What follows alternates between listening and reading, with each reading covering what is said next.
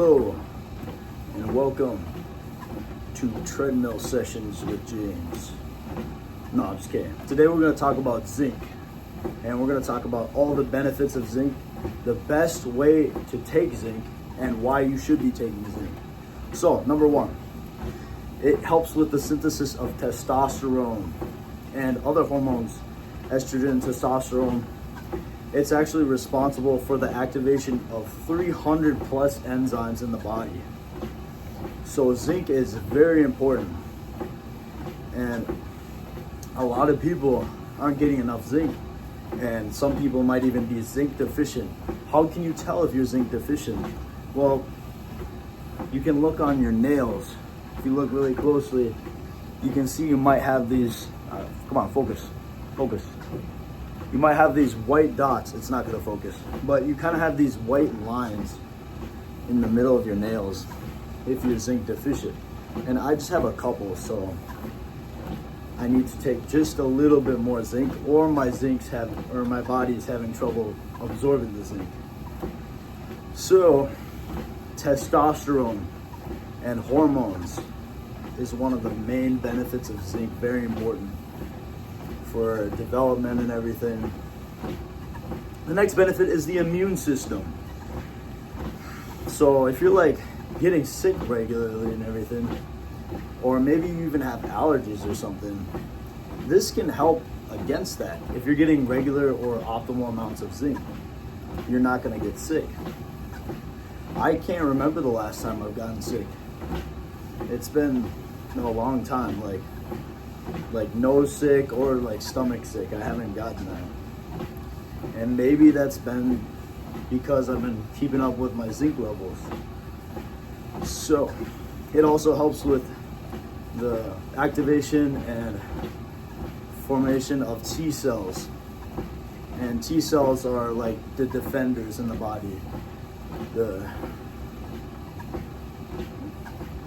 defense systems that like go in and put the fire out and everything. So next we have its benefits on tissue repair, specifically skin healing. So it can help repair scars, scarring, any like issue on the skin, and it also helps with cell growth and like DNA repair. So it's very important in development, and if you're still growing, you have to make sure you're getting enough zinc for your body to grow. This includes muscle tissues as well. So it helps grow muscle tissues. Basically, any cells in your body that needs to grow, it needs zinc. And it's responsible for 300 plus enzymes. So, also if you have like acne scars or acne, scars from acne. If you're a teenager, a lot of teenagers have acne, and it's very important if you have like scarring from acne to take zinc, and zinc will help go in there and repair the skin. And that brings us to our next benefit, which is its benefits on skin health, and specifically acne. So it helps prevent acne. How does it do this? By enhancing the skin health, modulating the skin's oil production. Sometimes when you're getting too much oil development on your skin, you start to break out more. And a lot of teenagers specifically, have a lot of oil production because there's all these hormones going in their bodies, and a lot of oil is being produced, and that is what creates acne. It also helps with skin hydration, keeping the skin hydrated, not dry. A lot of people have dry skin as well. It also helps with elastin, and elastin is what helps like reduce, repair, and prevent wrinkling. It's what makes our skin stretchy. So it also helps significantly in like reversing aging, significantly. So zinc is like one of the best like benefits of zinc, and what zinc is most important for is skin health. So I just wanted to emphasize that. Next, it has significant benefits on gut health and gut repair. If you have IBS or something like that, zinc is going to be very important for you. Also worth mentioning is its effects on vitamin A metabolism and how it helps with that. So when you get vitamin A in your body in the form of retinol, which is like from seafood or fish, this is the most bioavailable form of vitamin A, easiest for your body to convert. Zinc will help convert that retinol, that vitamin A, into retinal, which your body can actively use. That's what your body uses. So let's talk about where are you gonna get your zinc from? How do you get zinc in the first place? And I've tried both ways. I've tried supplements and I've tried getting it from natural sources. What I've seen is that when I get my zinc from natural sources, I have so much more of the benefits, and it's just like extremely emphasized, especially if you follow all my other protocols that I'm going to discuss in this video, what to avoid while taking zinc or your zinc dense foods. So let's go over the natural sources of zinc. Number one's going to be oysters. Oysters has 74 milligrams of zinc per a 3-ounce can. So those little cans you can see at the store, they have 74 milligrams. Guess what the daily, kind of daily value? Well, daily value is kind of bullshit, because what it's telling you is that this is the amount of zinc you need to basically not have any diseases or severe conditions or anything like that. So it's basically the bare minimum. And if you watch my channel, you're probably like me, and you want to optimize everything. You want everything to be optimized. You don't want to just have the bare minimum to get by. You want the most results possible. So we want to go more towards the upper end of zinc. Now, the RDA has an established upper limit of zinc of 40 milligrams per day. But that's only if you take it from a supplement. So if you get it from natural sources, you're allowed to have a lot more, because your body knows how to process that. And it has, by the way, zinc also depletes copper. So you have to have a balanced zinc to copper ratio. And oysters have copper and they have zinc. So it's perfect. So 74 milligrams and 3 ounces of oysters. That's personally my pick, what I'm gonna have per day. But you can also get zinc from beef. Beef has 8.4 milligrams of zinc. So not too bad. Definitely not near as much as oysters. And then crab also has 7.6 milligrams. So once we take the zinc, once we take the oysters specifically, how are we going to enhance the absorption of that? And that's what I'm going to go through right now. First thing, we want a high stomach pH, because zinc is not water soluble. It cannot just dissolve in water. That's not how it works. It needs some sort of acidity to break it down. And we need a high stomach pH for that. You can do this 2 ways. You can take apple cider vinegar, 2 tablespoons apple cider vinegar before your meals, before your zinc meal specifically. Or you can take betaine HCl. It's a supplement. I would recommend the Now brand because it's the most cheapest and I trust them. Next thing, after you get enough pH in your system, you want to include animal proteins with your zinc. So oysters is kind of already an animal protein, so you can get by with just having oysters. but you can also have cod or like beef or something like that, because beef has the heme iron. Heme iron won't limit zinc absorption. Cod is pretty good. It's high protein, it's lean, many benefits from that. But why do we want these animal proteins? Because they have certain amino acids that have been shown to enhance the absorption of zinc, such as histamine and methionine. So those are very important. And make sure you're getting your animal proteins. Next is organic acids. And what I mean by that is like citric acid and stuff like that. So oranges, grapefruit, lemon.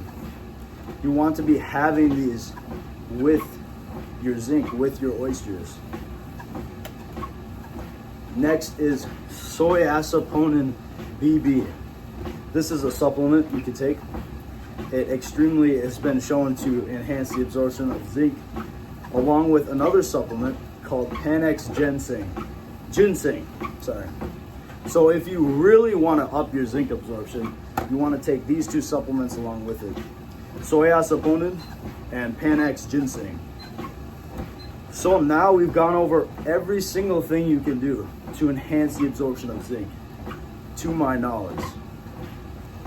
So next we're going to go over what inhibits zinc.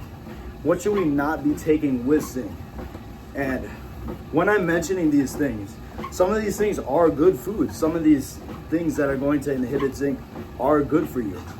A lot of people don't realize good food can inhibit certain nutrients and stuff like that. So instead of eliminating them completely, like carnivores, people who are carnivore, they eliminate like vegetables and stuff completely because they have a bit of anti-nutrients in them. But these vegetables also have like polyphenols in them. They have many different phytonutrients in plants that are really good for you, that have really good benefits for everything, for health. So instead of completely removing a whole food group, we eat it separately from when we're eating what we need to get our nutrients. So we would eat meat separately from vegetables. Then all the nutrients is already absorbed in the gut. So when you introduce these anti-nutrients, they can't bind to these minerals in the gut because it's already absorbed. So I just wanted to emphasize that real quick. So first thing is phytates. Yes, phytates, anti-nutrients from plants.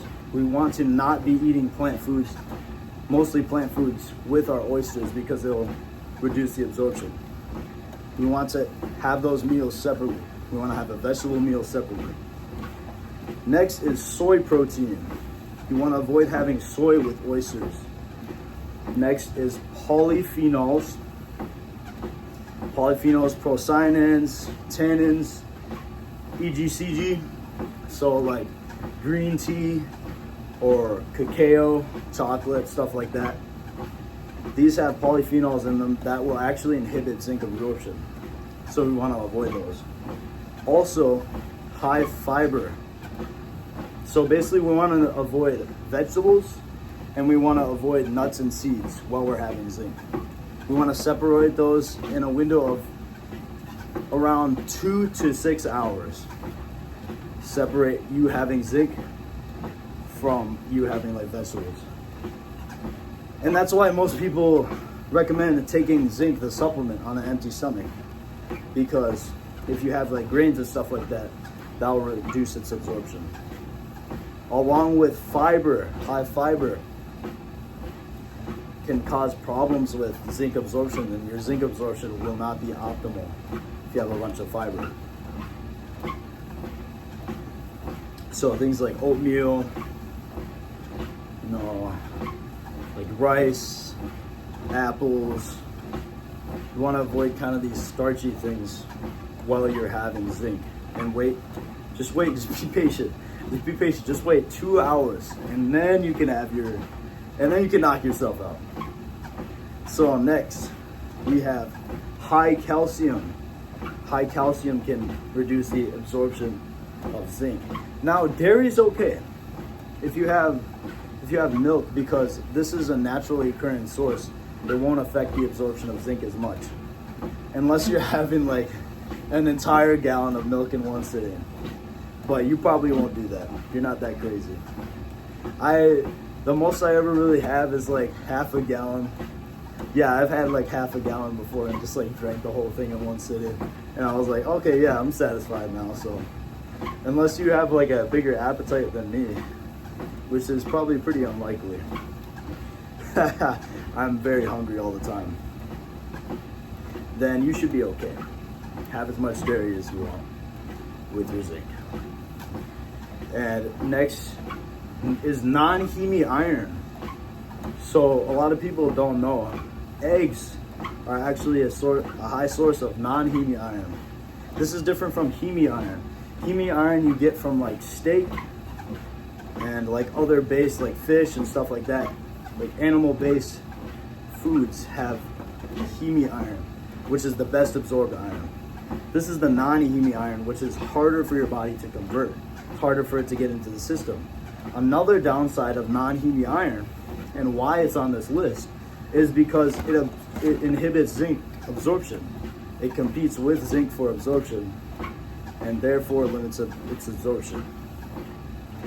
A lot of people don't know that eggs actually contain a lot of non-heme iron. Not the regular iron, not the heme iron, the non-heme iron. So avoid eating eggs with your zinc, which is a mistake I was making for a while before I knew that. That's going to compete with zinc and reduce its absorption. So, last but not least, copper. High copper is going to reduce your zinc absorption. So, if you're eating things like liver, well, actually no, liver has enough zinc in it already that it won't inhibit the zinc absorption from the zinc that you already have. So it kind of has a zinc to copper ratio. So liver is okay to have. But beef liver does have a lot of copper in it. And having too much copper can cause problems. So these people are just telling you to eat a lot of liver. Be careful sometimes. Don't go too overboard with it. Liver is really good for you, but don't go overboard with anything. I learned that the hard way. So now we're gonna give you a little treat at the end. How to enhance zinc retention. So how long zinc remains in your body. Okay, first we saw high protein. So having a high protein diet is going to help your body retain and hold on to that nutrients for longer. Also, this next one kind of just fits in the category before, where we're talking about zinc enhancers, but having a healthy gut mucosal lining. If you have intestinal issues, if you have IBS and stuff like this, you're going to have a little bit more difficulty absorbing zinc. Even if you have a lot of zinc, your body's going to have difficulty absorbing it. So maybe right now you don't need to focus on zinc. Maybe you need to focus on fixing your gut. And probably one of the best ways to do that is just like drinking bone broth. So incorporating bone broth into your routine, having that, you can even have soups and stuff like that, or just drink it straight. I do recommend heating it up. Well, this is just a preference, but I like to heat it and then sip on it with a spoon. It's actually really good. And yeah, grapefruit as well. Grapefruit has been shown to help. The stuff in grapefruit helps with your gut mucosal lining and helps with gut repair. So that's all I have for you today in this video. I was thinking about doing something similar. I was thinking about eating oysters while recording this video for you guys, so that I was eating zinc while talking about zinc. Or like if I was doing a cardio session while I'm talking to you, I would be talking about cardio in my video while doing the cardio. Or if I was talking about vitamin A, I'd be eating like cod liver. If I was talking about protein, I'd be eating like a steak or something while talking. But today is my fasting day. Today is Monday. My 2 fasting days are Monday and Thursday because of the benefits of autophagy, benefits of fasting, hormonal benefits, increasing human growth hormone, and stuff like that. So that's why I fast twice a week. And that's why I can't eat oysters in this video. Next time we'll do something like that. But good talking to you guys. Keep it real. Keep pushing for health and longevity and conquer the world. Goodbye.